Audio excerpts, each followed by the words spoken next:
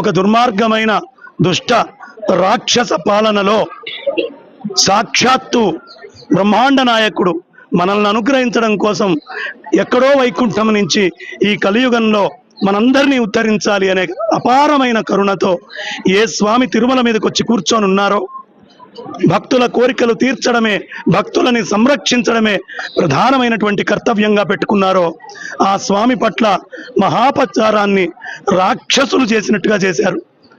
ఆయన తినేటటువంటి లడ్డు, ఆయనకు పెట్టే పొంగలి, ఆయనకు వేసే దోశ, ఆయన దగ్గర పెట్టే జిలేబీ, ఆయనకి వండే ప్రతి నివేదన చేసే ప్రతి పదార్థంలోనూ జంతువుల కొవ్వుతో కూడినటువంటి కల్తీ అయినటువంటి ఏ పరమ దుర్మార్గులు కూడా ఇప్పటిదాకా ఆచరించినటువంటిది ఆ కార్యక్రమాన్ని, ఆ అపచారాన్ని తిరుమలలో స్వామి దగ్గర చేశారు.